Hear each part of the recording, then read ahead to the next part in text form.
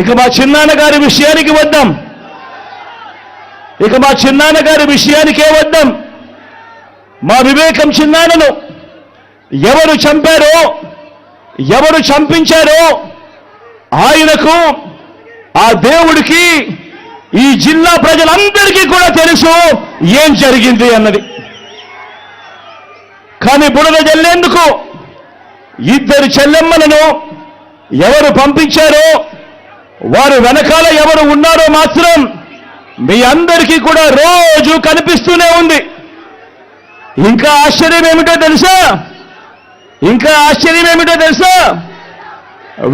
వివేకం చిన్నారను అతి దారుణంగా చంపి, అవును నేనే చంపాను అని అతి హేయంగా బహిరంగంగా చెప్పుకుంటూ తిరుగుతున్న హంతకుడికి మద్దతు ఇస్తున్నది ఎవరు? మీరే రోజు చూస్తున్నారు కదా అని అడుగుతా ఉన్నాను.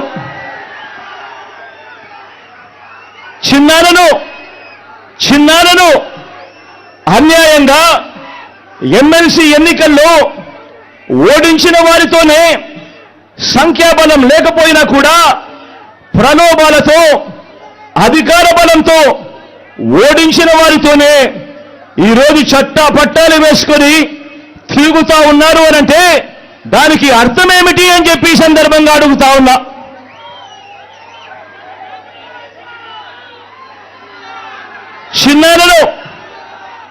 చిన్నాన్నకు రెండో భార్య ఉన్న మాట వాస్తవం అవునా కాదా?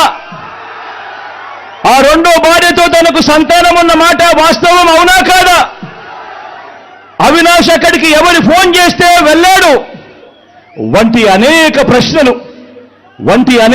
ప్రశ్నలు అవినాష్ తన అనేక ఇంటర్వ్యూస్లో, తన ప్రెస్ కాన్ఫరెన్స్లో తాను లేవనెత్తిన ప్రశ్నలు సహేతుకమే కదా అని చెప్పి ఎవరైనా అవినాష్ వైపు ఎవరైనా మాట్లాడితే చాలు వెంటనే వారి మీద కూడా అడ్డగోలు ఆరోపణలు చేస్తూ కుట్ర రాజకీయాలు చేస్తూ ఉండడం ధర్మమేనా అని చెప్పి ఈ సందర్భంగా ప్రతి ఒక్కరిని కూడా అడుగుతా ఉన్నా.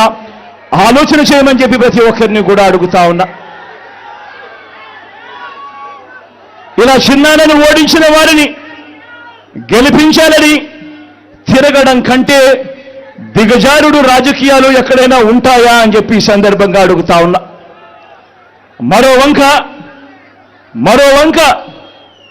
మరో వంక కాంగ్రెస్ పార్టీకి ఓట్లు ఎన్నొచ్చాయి.